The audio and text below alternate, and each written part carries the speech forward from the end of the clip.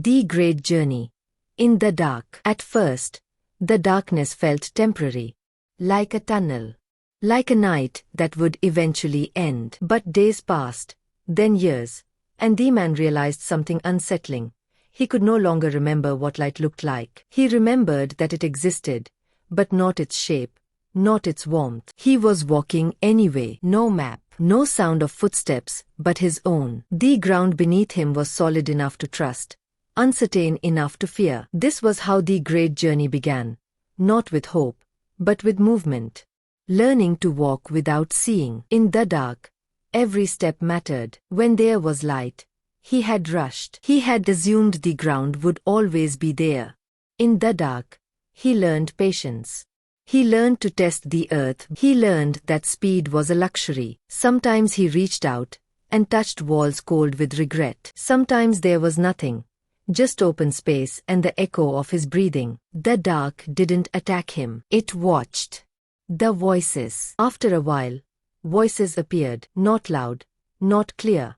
One whispered, "Turn back." Another murmured, "You should have known better." A familiar one said, "You are alone." He recognized them. They were not strangers. They were his own thoughts, given room to speak now that distractions were gone. At first, he argued with them.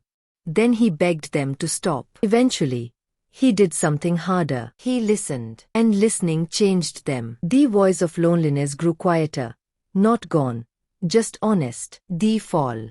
Every journey has a fall. He didn't see the edge. He only felt the sudden absence beneath his feet. The impact was painful, sharp, humiliating. For a long time, he stayed there. Not because he couldn't stand, but because he didn't want to. In the dark, it was easy to disappear. No one expected strength from someone unseen. That was when the thought came. Not loud, not dramatic. If I stay here, the dark wins nothing. But neither do I. So he stood, slowly, unsteadily, alone. The shift. Something changed after the fall. The darkness no longer felt endless. It felt deep. He noticed details he had ignored before. The texture of the ground, the rhythm of his breath, the subtle difference between stillness and surrender. He realized the dark wasn't there to punish him. It was there to strip him down.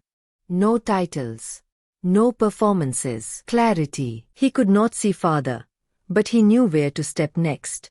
And that was enough. He understood then. The journey was never about escaping the dark. It was about becoming someone who could walk through it. The end that opens. He still walks. Sometimes in shadows. Sometimes in near light. Sometimes in complete darkness. But now, when the dark surrounds him, it does not feel like an enemy. It feels like a teacher. And if you listen closely, you might hear footsteps beside yours.